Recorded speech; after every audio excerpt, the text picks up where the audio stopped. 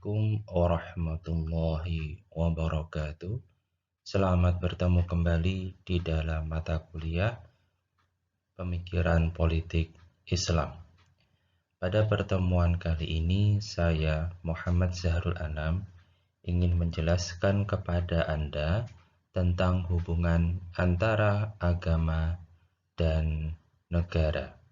Isu ini menjadi isu sentral di dalam pemikiran politik Islam. Saudara-saudara, di dalam slide ini Anda bisa menyaksikan 4 unsur di dalam agama Islam. Unsur yang pertama adalah unsur akidah. Ada 2 hal penting di dalam unsur akidah ini. Pertama adalah uluhiyah dan rububiyah. Uluhiyah terkait dengan pengakuan manusia tentang keesaan Allah, tentang ketauhidan. Yang kedua tentang rububiyah, yang terkait dengan kepercayaan manusia terhadap kekuasaan Allah untuk memelihara alam semesta ini. Unsur yang kedua adalah unsur akhlak atau etika. Terkait dengan unsur akhlak ini ada 2 hal penting saja, baik itu akhlak yang mahmudah atau yang disebut dengan akhlak yang baik, atau madhmumah atau akhlak yang buruk. Lalu yang kemudian tentang masalah ibadah, ini pun dibagi menjadi 2, ibadah yang bersifat mahdhah atau khusus, kemudian yang ghairu mahdhah yang bersifat umum.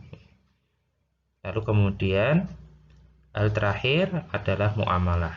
Hal-hal yang terkait dengan muamalah ini biasanya hal-hal yang mubah. Hal yang mubah termasuk misalnya politik, ekonomi, sosial, dan budaya.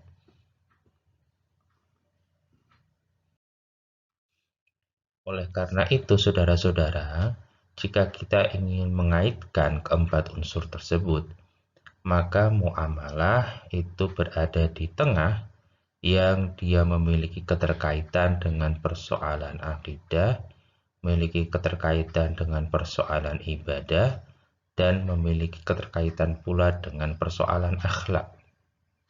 Sebagai contoh, dalam transaksi ekonomi, jika mengaitkan dengan persoalan akidah, maka transaksi ekonomi yang dilakukan oleh seseorang kepada orang lain, maka dilarang melanggar aturan-aturan yang sudah ditetapkan oleh Allah. Transaksi ekonomi kemudian melarang seseorang memanipulasi untuk mencari keuntungan pribadi. Transaksi ekonomi juga merupakan bagian dari ibadah seseorang kepada Allah. Tentu saja ibadah yang digolongkan atau dikategorisasikan sebagai ghairu mahdhah. Lalu dalam konteks transaksi, maka seseorang juga harus menggunakan etika ekonomi. Hal ini berlaku pula pada persoalan-persoalan muamalah yang lain. Tentu saja juga menyangkut persoalan politik. Maka jika dikaitkan persoalan politik dengan akidah, maka seseorang dilarang pula untuk menggunakan politik mencari keuntungan diri pribadi, kemudian merugikan kepada orang lain atau kepada publik. Politik juga dianggap sebagai bagian dari ibadah. Dan sebagai bagian dari ibadah, tentu saja politik harus memiliki atau diikat dengan kaidah-kaidah yang tidak boleh melanggar syariat. Politik juga harus mengikuti prosedur akhlak, dalam pengertian harus dilakukan dengan sebaik-baiknya. Nah, saudara-saudara, keempat unsur tersebut sesungguhnya akan bermuara, akan bertujuan pada satu goal, yaitu world order atau keteraturan dunia. Di dalam surat Al-Anbiya, Allah menegaskan, "Wa ma arsalnaka illa rahmatan lil alamin." Karena itu, manusia diciptakan oleh Allah sesungguhnya untuk menciptakan keteraturan tersebut dengan menggunakan sejumlah institusi muamalah, baik itu secara politik, ekonomi, sosial budaya, dan lain sebagainya. Nah, oleh karena itu di dalam slide ini kita bisa melihat bahwa Allah menciptakan manusia untuk menjadi khalifah, menjadi wakil Allah dengan beribadah kepada Allah, lalu kemudian dengan tujuan untuk menciptakan keteraturan di dunia. Saudara-saudara, di dalam konteks negara, di dalam konteks politik, maka kita sebagai manusia harusnya merefer atau merujuk kepada periode kehidupan Rasulullah Shallallahu Alaihi Wasallam terkait dengan pembentukan negara Islam. Meskipun banyak juga yang memperdebatkan tentang negara Islam ini. Tetapi fondasi yang diletakkan oleh Rasulullah Shallallahu Alaihi Wasallam di dalam politik Islam, kita bisa melihatnya pada periode kehidupan beliau. Jika kita memperhatikan periode kehidupan Rasulullah Shallallahu Alaihi Wasallam, maka periode tersebut terbagi menjadi dua. Pertama ketika beliau hidup di Mekah, dan yang kedua ketika beliau hidup di Madinah. Ketika beliau hidup di Mekah selama 13 tahun lamanya, Rasulullah Shallallahu Alaihi Wasallam belum meletakkan fondasi tentang politik kenegaraan.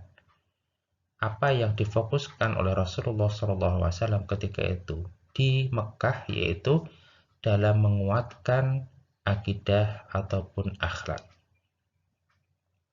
Fondasi kenegaraan di dalam Islam ketika periode Rasulullah Shallallahu Alaihi Wasallam dimulai ketika beliau hijrah di Madinah, yang dimunculkan dengan eksistensi piagam Madinah. Itulah yang kemudian dianggap oleh sebagian kalangan sebagai fondasi negara Islam.